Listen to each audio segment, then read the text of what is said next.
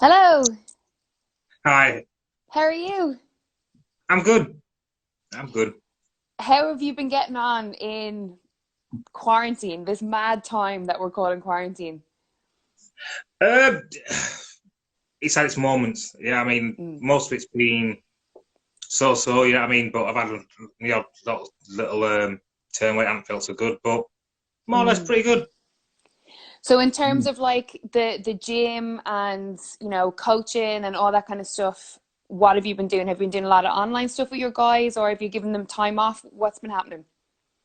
Um, they've had a little bit of time off. It all depends. 'Cause I've got like Matt, who's he's been working through quarantine. He's also works at Tesco, so he's been working hard doing his own stuff. So he's had his family at home as well. So it's been finding things for him that he can do. Dom Hunt, he's been pretty much free. He's got pretty free time, so I've been setting programs for him, and he's been doing them. Hmm. I think it's kind of one of those things, isn't it, with fighters that if they're not sort of able to kind of take their own initiative to do a bit of work when you're not standing over them, they're probably in the wrong game, right?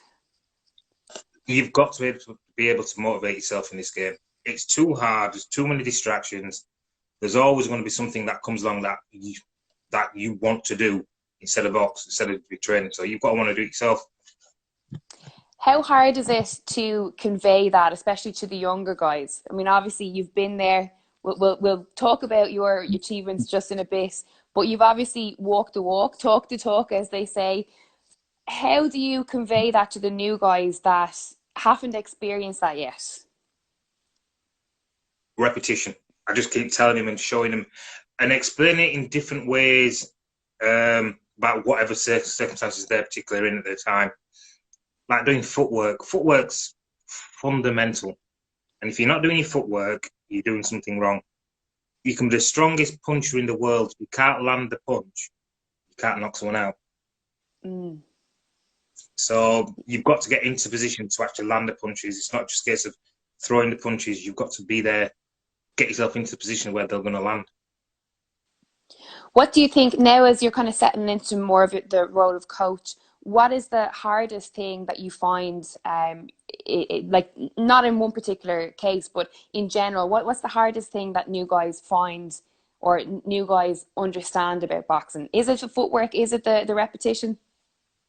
It's both. It's repetition and footwork. It's the fact that they don't understand that they've got to spend 2 hours doing something they hate. There's always Yes. something about the boxing you don't like. You don't like running. You don't like certain parts of the PT. There's certain parts, but the footwork. Most people think it's going to be easy.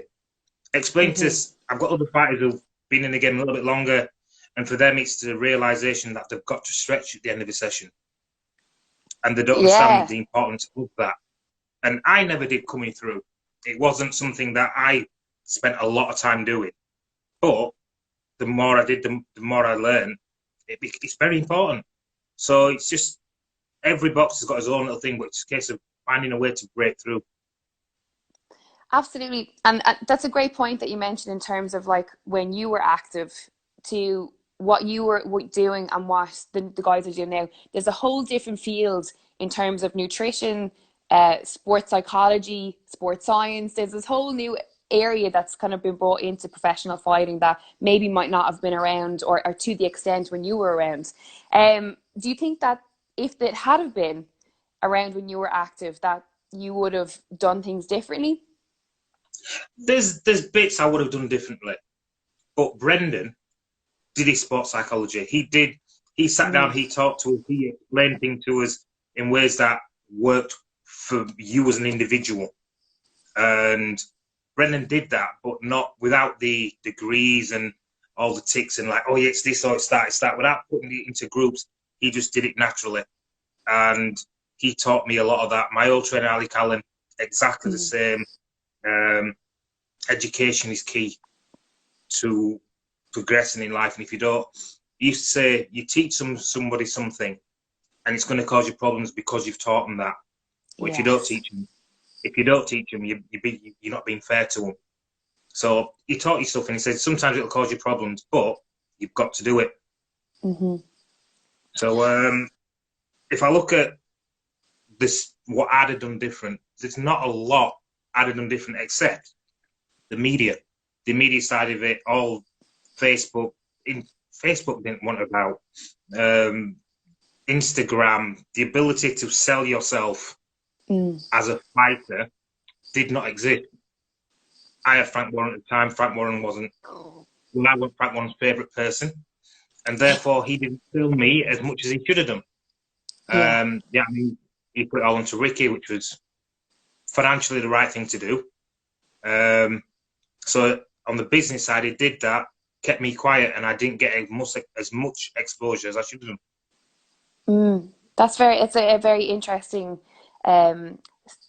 standpoint, because we now see in the, especially the, as you say, the business side of boxing, that so many guys rely so heavily on social media, and we see guys get opportunities all the time because they're successful on social media or because they sell a lot of tickets. So it's definitely a major factor in boxing today. Oh, 100%. I tell all the guys, all my amateurs coming through, and I tell them straight away, I says, you've got to be able to work the social media side. If you can't work that side, everything is 3-4 times as hard. It's harder than when I came through, because now people say, well, you've got the opportunity. If you're not using it, you don't want to achieve. Would you say that that is the biggest difference in boxing now to then? Definitely. There's always been talent. There's always a case of your promoter's favourite, your flavour of the month, whatever it is. But because you now have your own ability to do that, you can make yourself the flavour of the month.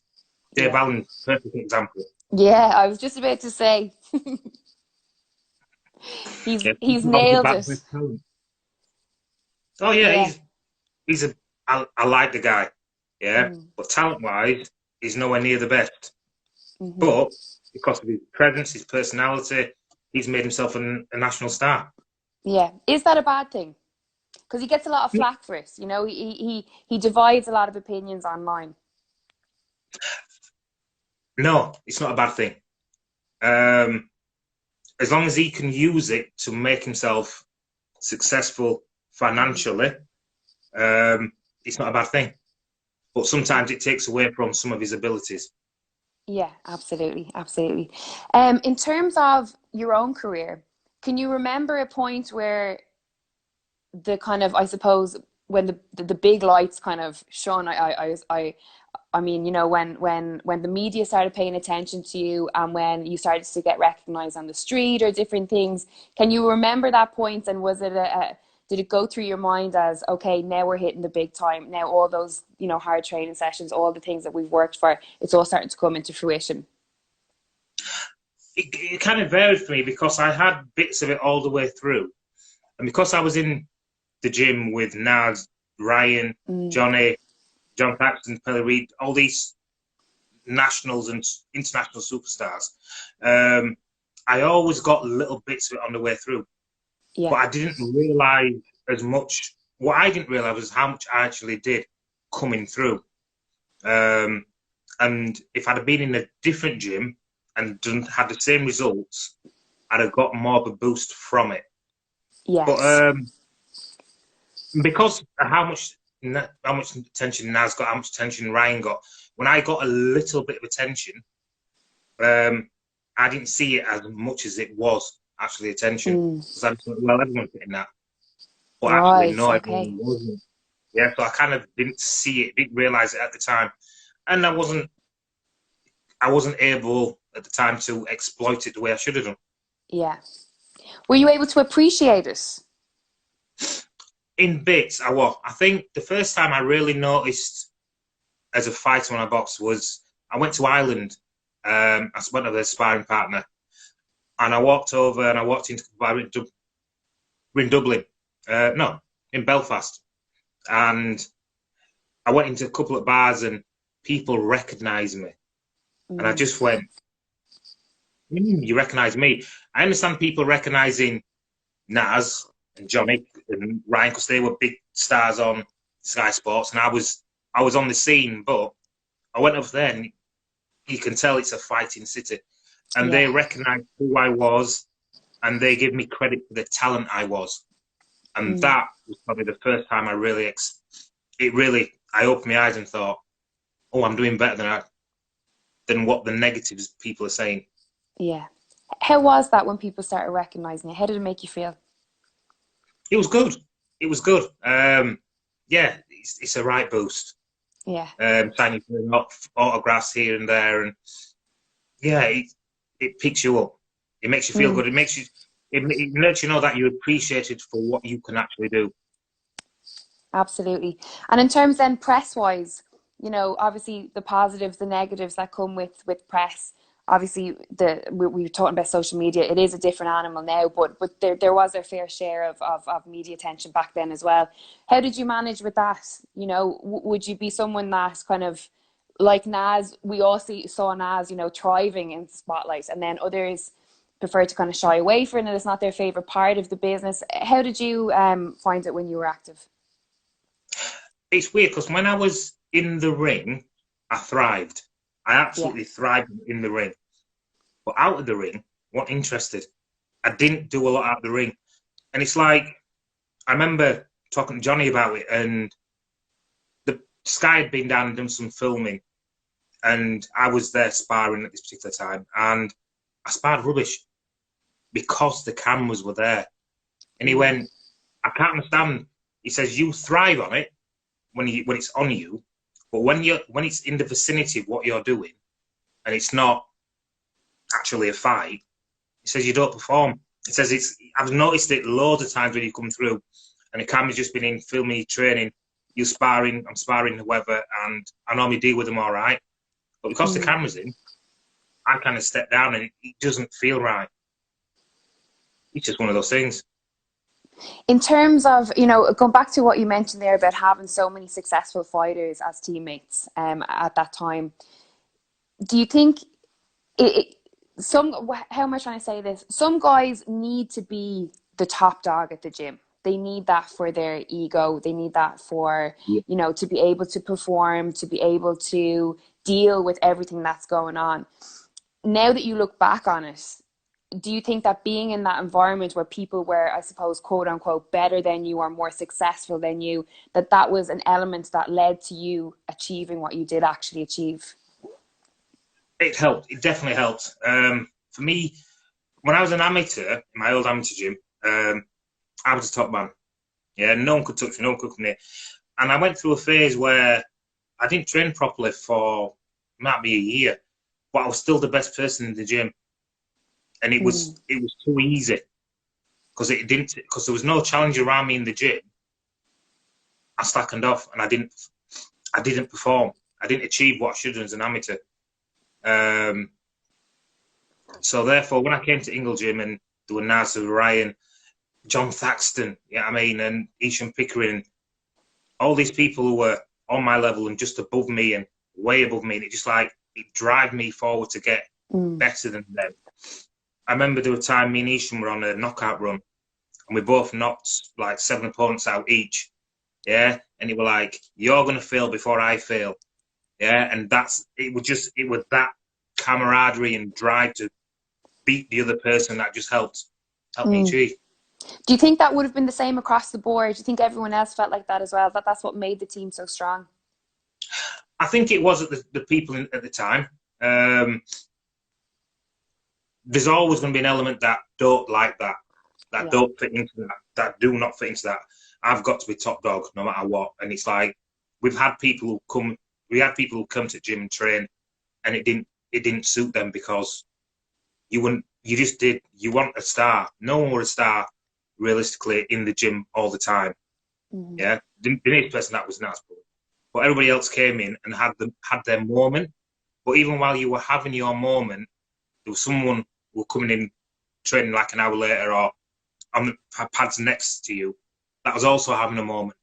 That was boxing for a different title, a different European and in British Commonwealth, and it was their big step. So they were the most important person in their world, and even though that you were next to them on your big step as well. Absolutely. I mean, when we look back at Brendan as a coach, Brendan Ingle, and then we look back at Ingle Gym now, it's like such a major part of boxing history, not just British boxing history, but boxing history in general. Did you have a sense of that at the time? Like, did you have that feeling that something big was happening when you were in the gym? We knew something big was happening, but we didn't know how big. We didn't realize how big it was. It was just a case of this was happening. We were here, and we were just enjoying what we were seeing. We were enjoying being around, seeing John Thaxton, Isham Achieve, Pellery, and you had all these people not heard of, Jason Collins, James Hare. And James Hare did achieve, not saying he didn't, but we had Steve Conway. I ended up boxing Steve Conway. Now, Steve Conway went through and he won an IBO world title, and I think he might have got a European as well. But these were good fighters who were with us all the time, and sometimes they didn't achieve when they should have done. And that just picked us up to think, if they can fail, we can fail. So we've got to push. And we can't have the days off. We can't have the 3 month off. And I'm going to take a month off of training now and just go out and get hammered. Mm. When you fought, when you won, did you do the kind of time off celebrating, or were you very strict on yourself? I didn't have much time off. I think in my first, let's have a look. I think in my first 7 years, I took a 3-week holiday once because it was Wow. I didn't. I wasn't interested. I just like to box. I'd box Saturday. I'd be in the gym Monday morning. I might take Tuesday off, come in Wednesday. I train I do at least 3 decent sessions that week. The week after, well, at least after 5. Week after that, might have a week off. Then back on it the week after that. Wow. So I just had to stay fit. I just had to stay focused. I just thought if I slip with the way I box, what I do, it's too hard to get back. Mm. So was that a fear of, what would happen if you didn't get back in there straight away? There was a little bit of fear, but it just didn't feel. After a week off, I was like, I'm itching to get back to the gym. Mm. I just want to train. I enjoyed it. And I still do enjoy that environment, being in the gym when everybody's working hard and we're having a laugh and we're giving each other banter and you giving banter, taking banter, but you're driving each other forward and you're seeing people achieve. And speaking of your achievements, like when I put up the poster this morning to say that you're coming on, like the messages were just endless from not only fans but fighters alike, being like, what a fighter, serious achievements, like one of my favorite fighters. And I suppose as a boxing fan, you always think that your highlight is going to be winning that world title, the WBC world title. But for you, is it different? Was there another title or another moment that is your highlight? There's different highlights for different things. Like the British title meant a lot for a few different reasons. I was training a lot because Dominic was training me at the time with John and Brendan, but I was doing most of my stuff with Dominic and John. And Dominic and John went down London with Ryan Rose boxing on that night, and I had Brendan in my corner. And that was just me and Brendan, and he came out and he gave me some different tactics on the night. Yeah, and he just like, just do this, just do that. And he's like, why didn't you tell me this 3 weeks ago? Yeah. And I tried it and it didn't feel right. And then I tried it, it felt a bit better, and I went in and it worked perfect. And it was like, that was a big moment for me in that respect. Plus the British title is a British title. Yeah. And when you're talking the WBC, my best moment for that was actually when I defended it against Vivian Harris. It's not when I won it. It was the defense. The defense was the performance as well. I got to do what I wanted to. I got to let the bombs go. I got a fighter in front of me that everybody was scared of. I mean, he was the favourite. He was on a nice roll. He's a big. Well, he was 6'1" or something. And I'm like 5'7". He got 4 inches higher than me, and everything was in his favour, except being boxing me in Doncaster. And I went out there and I just performed because I had to. So, yeah, that's so the WWE win. That was probably the moment. But the British itself is another big moment. When you're starting out, when you turn professional and you set your sights on the goals, and you know, you have like the British title, the European title, the world title. When you achieve all of them along the way, is it as you had expected in the kind of visualization or the preparation for how you would feel when you got them? No. I always thought when I turned pro, I'm going to win a British title. I am good enough to win a British title. I've just got to mature and grow a little bit and learn the pro game. But what I thought, because I thought, well, I won an amateur national title. I've beat people who've gone forward and done well. I could beat Dean Francis. Brilliant fighter in his time. And I just thought, I'll win a British title. Yeah. And then I'll see where I get from that. And then when I got to a British title, I just went, I know I'm going to win this. And it just, on the night, it felt brilliant. But I knew I was going to do that on the night. European was exactly the same. I knew I was going to get that. And when I won the British world title, that was different. The world title was different to the others. The others, on the night, I knew I was going to go do it. I knew I was going to perform. I knew I was going to win it. With the world title, I'd set my sights. I knew I was going to win it, but it didn't actually sink in until months after that. Where did it hit you? Were you like, is it like, you know, is it a case of you're on the couch watching TV a month later and then suddenly you're like, I'm a world champion? When does it sink in? I don't know. I think a week later I was in the house near the gym because I was still training. So I trained a week after I boxed for the world title, after I won it. And I went to bed with the world title. And I woke up and I rolled over and there's the world title belt. Yeah. Mitzi said, no, she can go away. Belt's here.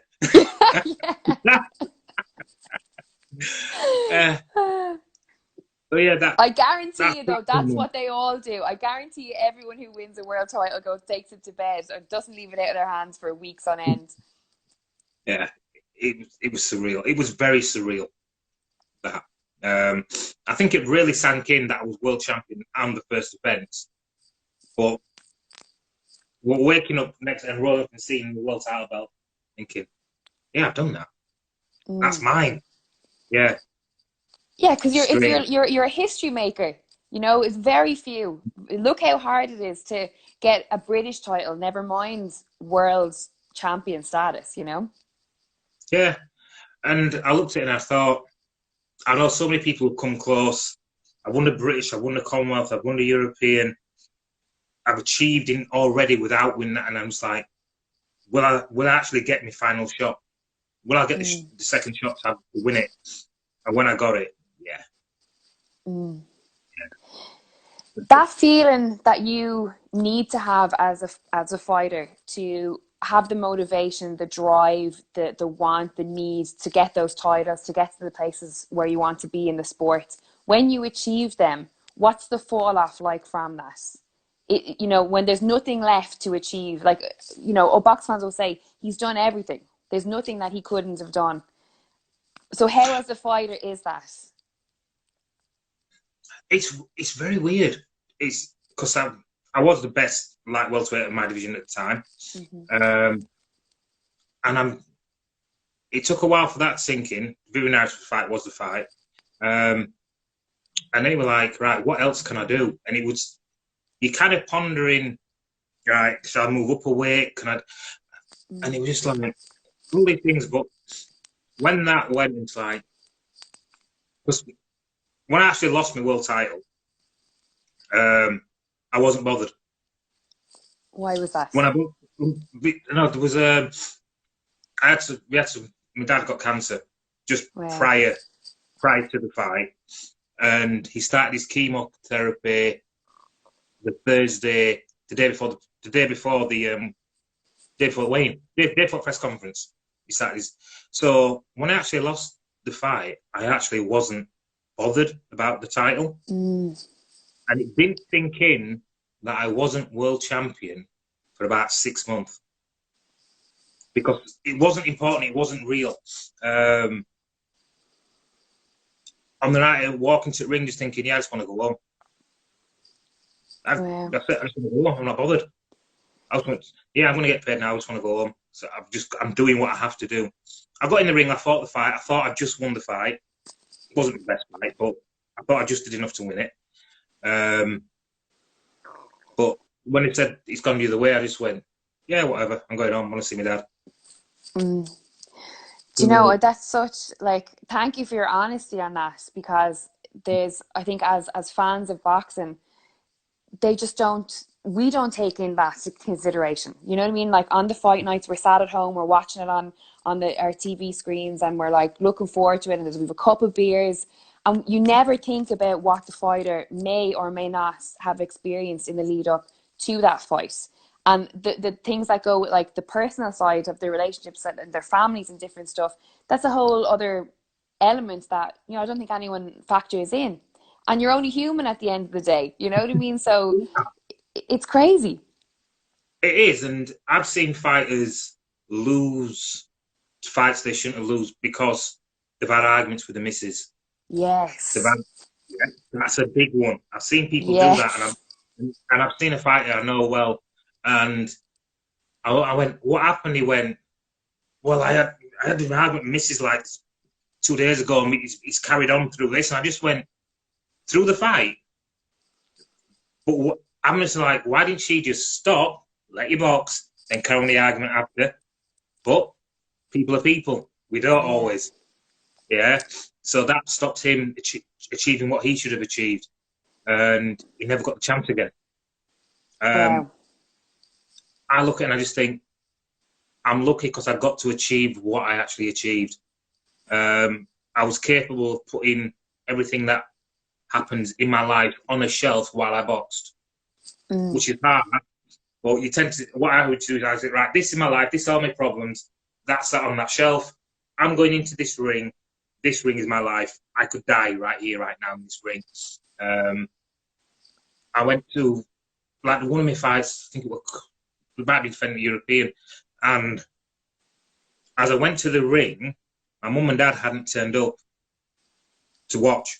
Yeah, so they were in a coach with 15 people, most of them family, and they'd not turned up. And they were supposed to be there like 2 hours before, 3 hours before, and they'd not turned up. I'm going to the ring, and someone said they're not there, and I just went, not bothered about it right now. I've got my fight, and I've got to deal with my fight. I've dealt with my fight. And then after my fight, they turned up just at the end of the fight. So that life was all good. But I was able to put it on a shelf while I was going in the ring. But when we were leading up to when I boxed Tim Bradley, I'd had 4 months of going to hospital, taking Dad to hospital, running around talking about what treatments he was going to have, and I was just burnt out. Yeah. So I couldn't do it for that fight. But I now understand what it's like when actually going into the ring isn't the... You have to make going into the ring the most important thing in the world at that time. And it's very hard. Is that where the sacrifice comes into it? Because we hear fighters talk about all the time, you know, it's very hard to be a professional fighter because of the sacrifice. And you ask them, you know, what's the sacrifice? And they kind of say, you know, I think that the majority say things like, you know, the social aspect, I don't get to spend time with friends and family, Christmases, I miss birthdays and this and that. But would you say that the sacrifice is the kind of that mental aspect where you really just have to separate yourself from everything that's going on outside of boxing? It definitely is. You definitely have to put yourself away from everything else at certain times. When I used to go into camp, mobile phones were all right. There were a few around, but it wasn't like everybody's got a mobile phone, and they were expensive when you went abroad back then. Like phone abroad. Yeah, I'm going to use WhatsApp. No, there was no WhatsApp. Your minutes were, if you use data, it cost the earth back then. So that didn't happen. So I used to go away, and I used to text my missus saying, I've landed, I'm safe. And then I'd text and say, yeah, I'm still alive, I'm all good, quiet. And that'd be it. It'd be a couple of texts through the week. And that'd be it. It wouldn't be like, hey, this is what I'm doing today, showing pictures, the rest of it. That social interaction with your family, your friends, was put on a shelf. You didn't have Yeah. that. You were in camp, whoever you were with, which was lucky for me because I had a good team all around me. And we just did training, a little bit of relaxation between training and then more training. And we've got a Gran Canaria, Anthony Del Mar, and it's beautiful. And there were loads of stuff to do. And all that, you couldn't do it. We couldn't do any of that. All we did was we trained. We did see people who were around on the complex and stuff, but it was everything we did was geared around training. And it wasn't about, I need to show this. I'm what I used to call Facebook fit. Yeah, I know people. Yeah.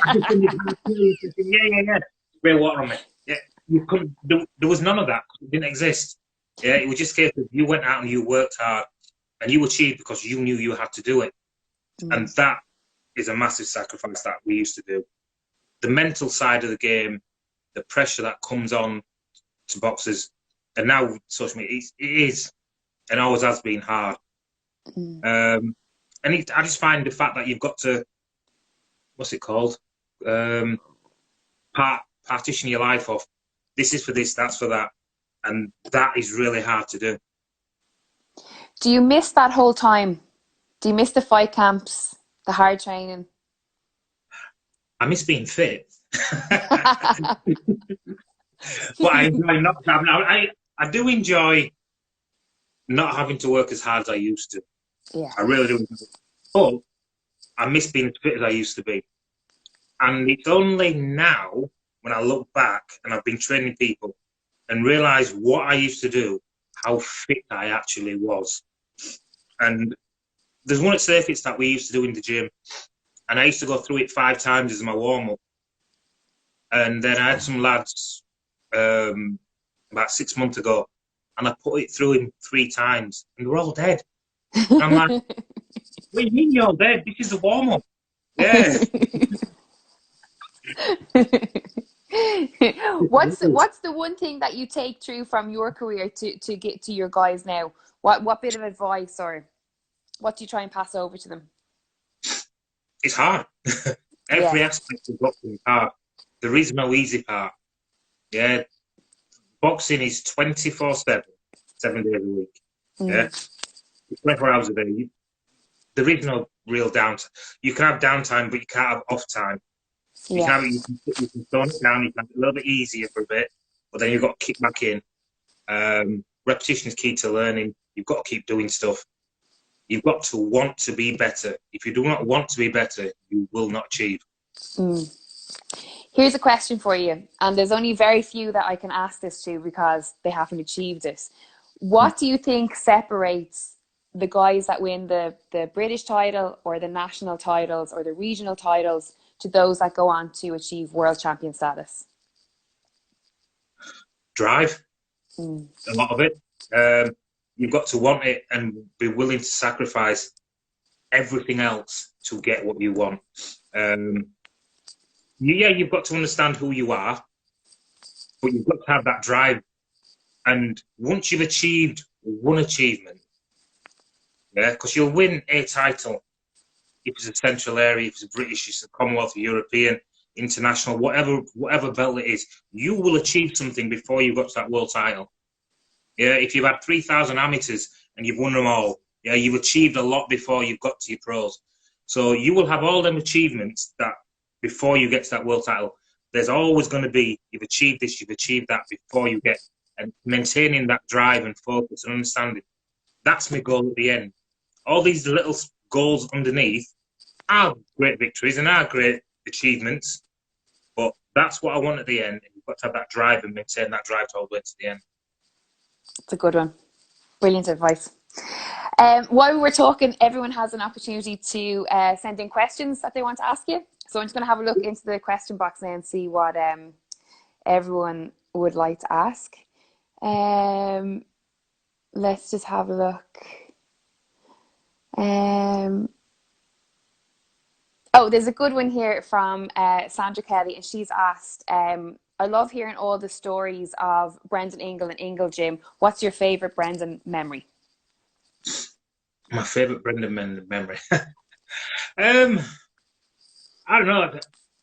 with Brendan, it was just he always had the knowledge. I remember when he told me that Floyd Mayweather was going to move up from super feather all the way up to welterweight and win world titles all the way along. And I'm looking at him, and this is 99. And I'm looking at Brendan, and I went, Brendan, what are you on about? He's too small. He can't beat everybody all that way. Yeah. I'm a light welter, and you're on about he's going to come from down there all the way and go heavier than me and win world titles. What's wrong with you? And it happened, obviously. Yeah. Yeah. Bren just had that foresight, and he could see things happening before they happened. And now, special man. Absolutely. Derek O'Neill has asked, what of your fights is your favourite? Vivian Harris. Definitely Vivian Harris fight. Everything that happened before that fight as well. Because I've told a couple people, but realistically, 6 weeks before that fight, I played football. I think we were at Wembley at that time. Just a little five-a-side thing. And I twisted my knee. What I did was I tore the ligaments at the side of my leg. And I couldn't walk for 2 days. 6 weeks out? 6 weeks out. I had physio every I think first couple of days every day, then every other day for the second week and third week, till it got better. And I had an operation on my leg like 2 weeks after the fight. But the fight was set, my mind was set, and I just went, I'm definitely going to do this. I'm boxing basically the most dangerous person on the planet right now. But this is my time, I'm going to do it. And I'm not letting me having that moment of fun stop me achieving what I want to achieve. So it just helped fuel me, drive me through. And that fight just meant so much. And the performance was second to none. Yeah, absolutely. Guys, I did not know that. Take away from that, don't play football 6 weeks out. Yeah. Let's just see here. Pete H13 has asked, would you have rather had the Mayweather fight or the Hatton fight? Mayweather. Why? It's just who he was and the level he was at. And I just look at it, just think, I think I'd have beat you. Yeah, right. The 2007 when the fight should have happened, 2007, I would have beat him. I look at what he says was his most difficult fight. What now? Emmanuel Augustus. And I boxed similar to Emmanuel Augustus, except I'm more accurate, I'm more powerful, and I'm a winner. Where Emmanuel Augustus was very good, but he failed at that top level. Yeah. I'm a winner at that level. So my fight with him would have been his worst fight, and I just think I had the angles and the speed, the power to beat him. So if there's one, out of them two fights, if I could have had one, it'd be that one. Yeah, there was the bad blood as such with Ricky, but the achievement of Mayweather surpasses the grudge of Hatton. Brilliant. I think, did Mayweather announce today he's coming back? He's doing exhibition fights or something. He's confirmed for. I've heard he's going to do something like that. Yeah. Would you be tempted? I'd be tempted for the money. I'd definitely be tempted. But I forget if I could. Something like that. That would motivate me to get fit. Yes. And that's the only thing stopping me. I just think I'd have to have something seriously and concrete to motivate himself to be fit. Yeah, absolutely. It's been a few years now. We'll take one or two more here, and then I'll let you get back to enjoying your evening. But Shane Carricky, I think it is, has asked, we just got the news this evening that Tyson and AJ will fight twice next year. Yeah. He's asked for your comments and predictions. Absolutely brilliant for boxing. Absolutely brilliant for boxing. And I've got no doubt, none at all, that Tyson Fury will win. Yeah. I think he's got the move.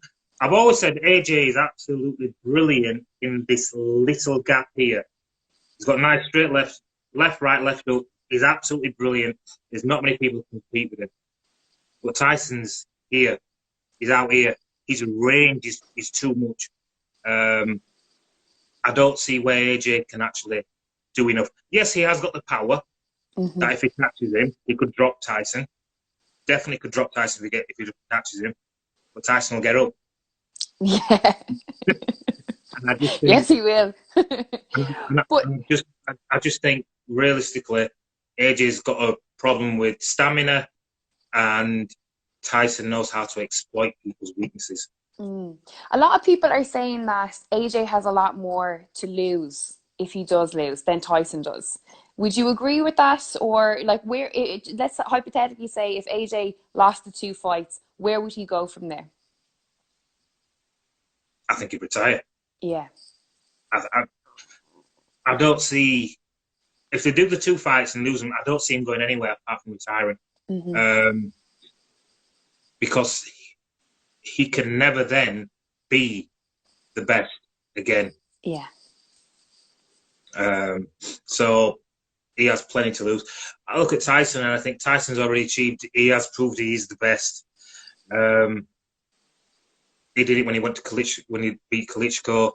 He's come back after all that and done it again, and you just think, got to take your hat off to him. I mean, I sparred with Tyson, I've been around Tyson, and I've seen him have to, and I've just, my level of respect went up for him when we started sparring, and the way he moves, his footwork looks a little bit clumsy, but it's brilliant. It's absolutely brilliant. And I just think, yeah. I knew we were going to beat Klitschko because the mind games wouldn't work with Tyson, and Tyson got under his skin, and I just thought, yeah, he's going to beat Klitschko. And when I told people he was going to knock out Deontay, well, I said Tyson's going to win by knockout. And they went, why? I've just got that feeling. So it's just, I do believe in the man. He is an awesome fighter. Yes, absolutely. Okay, one more question. This is from Aaron O'Neill, and he's asked, what do you hope he says, you've achieved so much as a fighter yourself. Now with coaching, what do you want to achieve? Yeah, a world champion. Yeah. Definitely. It's weird because like I want to have my fighters achieve the best that they can do. If that's a British title, take Matt Hunter to a British title, take him to a Commonwealth title, to a European title, and he never gets to the world title. Doesn't matter because he's achieved the best he can achieve. So as long as I bring all my fighters through, they stay healthy, they make good money, and they achieve the best they can do, I'm happy. Everybody wants a world champion, but it's not about just having a world champion. Any names? Can you pick one who you think might be first? You never know in this game. You never know. Yeah. It's all about opportunities when opportunities come. Dom Hunt's coming through. He's 5-0. Unstoppage. Good fighter, good prospect. I've got Matt Hunter there, who's 1-0. So I look at my stable's only small at the minute, but I'm just building it up. I'm going to take my time. I'm not expecting the next Olympic champion to sign with me. I mean, I'm building my stable up, and I'm having that team of fighters that are going to come through together. And in the end, I'd like a team like Brendan had, where you've got people who are champion. And if I get a world champion, it's a bonus. But realistically, Brendan was the best coach, one of the best coaches in the world. And he had 5 world champions over 30, 40 years. Yeah, incredible. So I'm looking at that and I think, if I get a European title champion, I've done well. But I look at who I've got in my stable, and I think, so I've got some amateurs coming through who are like 12, 11. I just give it, they've got potential. So it's all about their drive and what and the opportunities that come their way. Absolutely. Well, Junior, thank you so much. I really appreciated your time. That was great. No problem. Thank you so much. Thank you. And hopefully see you soon. Yeah. Thanks so much again. See you later. Bye-bye.